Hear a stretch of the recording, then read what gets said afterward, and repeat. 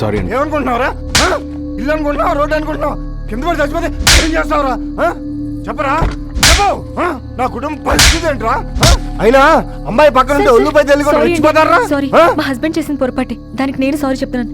మీకు ఆయన ఎవరో తెలిస్తే? ఎవడైతే నాకేంటి? ఆయన ఎవరో కాదు, సినిమా డైరెక్టర్ సిద్ధార్థ్.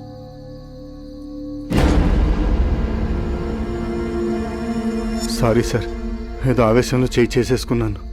మీ సినిమాలు చూస్తూ ఉంటాను సార్. మీరంటే అభిమానం కూడా సార్. ఇదంతా మనసులో పెట్టుకోకండి సార్. క్షమించండి సార్. అమ్మా క్షమించండి.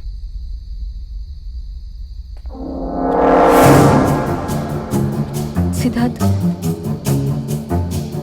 Siddharth, let's go. పద.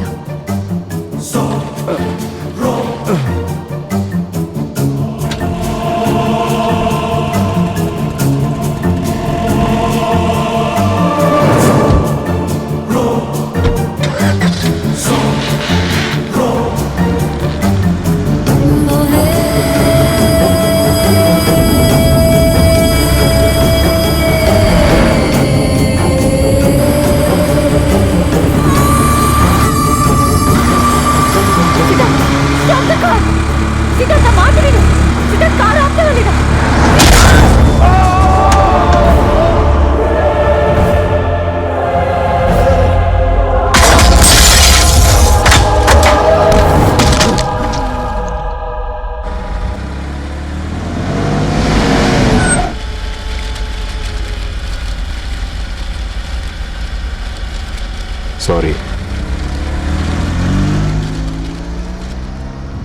శంకరపల్లి రోడ్లో జరిగిన ఓ యాక్సిడెంట్ ఒక కుటుంబాన్ని చిదిమేసింది. ఆదివారం రాత్రి ధర్మారావు అనే కౌలు రైతు మార్కెట్ యార్డ్లో పంట అమ్మిన డబ్బులతో ఇంటికి తిరిగి వస్తుండగా గుర్తు తెలియని వాహనం ఢీకొట్టడంతో చనిపోయాడు. కౌలు వ్యవసాయం తప్ప వేరే ఆధారం లేని ఆ రైతు కుటుంబం రోడ్డున పడింది. తన భర్త చేసిన అప్పులు ఎలా తీర్చాలో తెలియక, ఇద్దరు పిల్లల్ని ఎలా పోషించాలోనే ఆందోళనలో ఉన్న మృతుని భార్య తన పిల్లలకు విషమిచ్చి తాను కూడా తాగింది. ఈ విషాద సంఘటనలో తల్లి, పెద్ద కూతురు చనిపోగా చిన్న కూతురు ఐసీయూలో ప్రాణాలతో పోరాడుతోంది.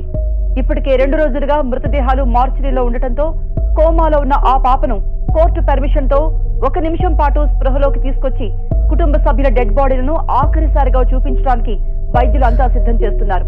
ఈ పరిస్థితిలో ఆ పాప తన తల్లిదండ్రుల శవాన్ని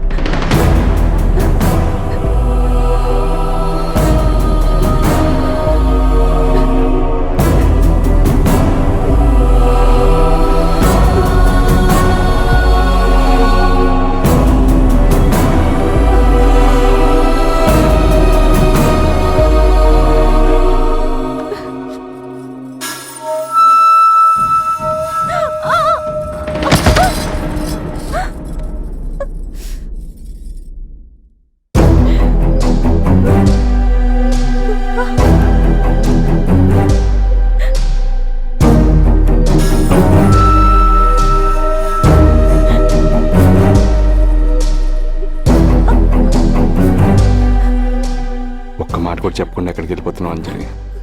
దా లోపలికి వెళ్తాం.